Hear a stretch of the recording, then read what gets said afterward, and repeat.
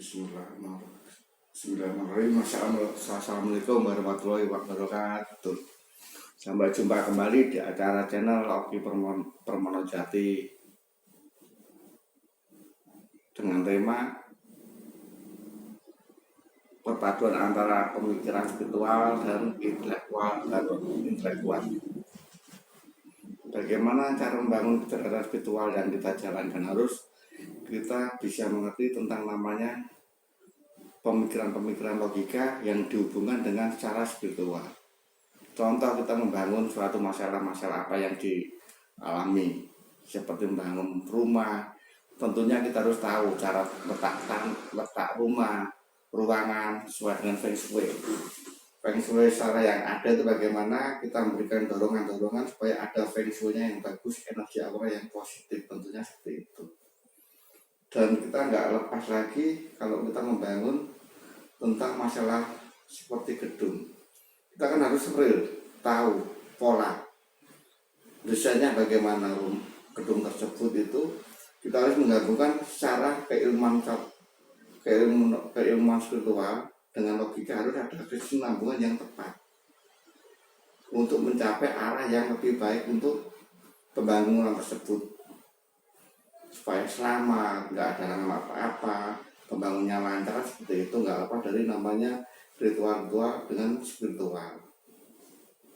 Dan banyak contoh-contoh lainnya seperti orang usaha supaya ingin lancar, kita harus juga mempelajari bagaimana usaha tersebut supaya lancar, harus tahu letaknya bagaimana, strategisnya usaha, dan bagaimana beliau itu bisa memainkan market yang baik untuk mencapai suatu peningkatan hasil yang lebih baik. Tentunya harus bisa membaca momen-momen yang tepat, seperti keinginan konsumennya bagaimana, keinginan beliau yang dimaksud apa, kita harus memahami betul. Secara spiritual juga harus paham, secara logika harus paham juga. Nah, itulah antara penggabungan pemikiran spiritual sama logika yang mau disampaikan, supaya kita tuh nggak salah memilih. Bagaimana spiritual itu sebenarnya nggak terlalu mistis, tapi kalau kita berpikirnya secara logika juga, nanti ada titik temunya yang lebih baik. Apa yang disampaikan, tentunya apa yang diinginkan pada beliau-beliau, nanti kita juga mengerti apa yang beliau inginkan. Dan itu semua nggak lepas namanya kemampuan spiritual dan kecerdasan intelektual itu harus kita bangun juga, supaya ada peningkatan lebih baik untuk ke depan. Jadi nggak cuma asal nebak-nebak, nggak seperti itu sebenarnya. Kita harus pakai logika juga untuk menerangkan secara baik juga bagaimana untuk meningkatkan kualitas juga. Apa yang diharapkan sama klien, kita harus paham betul. Itu namanya spiritual, keseimbangan antara spiritual dan logika yang baik yang diinginkan pada konsumen yang baik juga, seperti itu. Jadi kita harus bisa meningkatkan rasa kepercayaan dan keyakinan. Tentunya kalau mau berhasil, tentunya harus punya keyakinan yang kuat dulu. Kalau udah yakin semua jalan, insya Allah semua akan berjalan dengan baik. Dan apabila kita nggak yakin, apapun kita jalankan juga nggak akan ketemu hasilnya. Soalnya udah nggak yakin dulu dari awal. Maka tentunya apa yang dijalankan harus perlu keyakinan yang kuat untuk mencapai tujuan yang lebih baik ke depan. Entah itu usaha, entah itu kita di karir, entah itu kita untuk usaha-usaha apa yang diinginkan, harus punya keyakinan yang kuat. Jadi nggak semua spiritual itu dibuatkan di situ, tidak. Tapi paham betul. Jadi pemikiran, insting kita, intuisi kita, itu kan udah ada berhubungan dengan namanya spiritual juga. Kalau dari insting, kemampuan berpikir juga, itulah namanya spiritual juga. Dengan perjalanan ritual juga spiritual juga, seperti itu.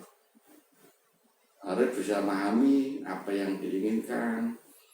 Kita juga harus bisa membaca peluang-peluang yang diinginkan. Itulah namanya konsultan spiritual, harus kan memahami di situ.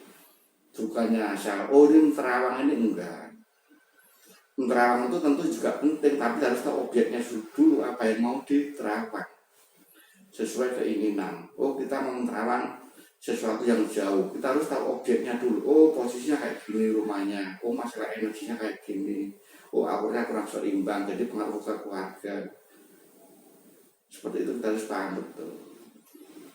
Kalau kita merawat orang sakit, kita juga harus bisa mengerti. Oh, gejalanya sakitnya dari ini, dari makanan, mungkin dari pikiran juga.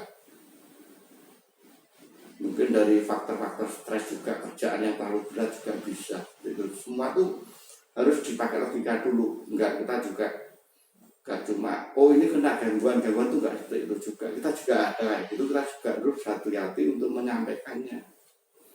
Jadi enggak asal menyampaikan asal, tapi kita harus mengerti tentang apa yang dilakukan pada si pelaksana tersebut. Jadi kita melaksanakan secara itu harus tahu betul. Jadi nggak asal, oh ini kena ini nggak boleh seperti itu. Kita harus paham betul cara anatomi tubuh juga, kemungkinan ada faktor apa, kita harus paham betul.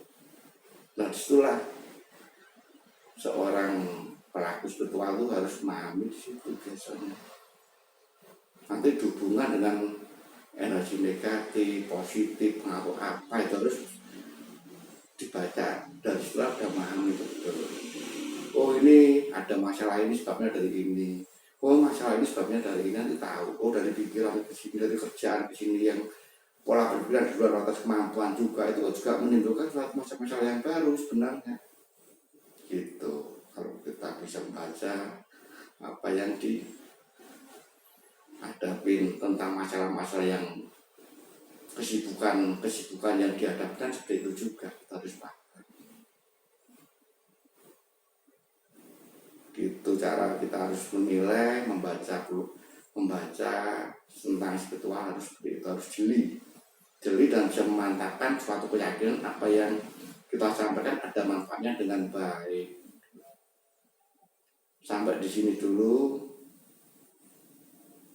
yang saya sampaikan, cukup sekian dulu. Nanti lain waktu kita sambung kembali. Assalamualaikum warahmatullahi wabarakatuh.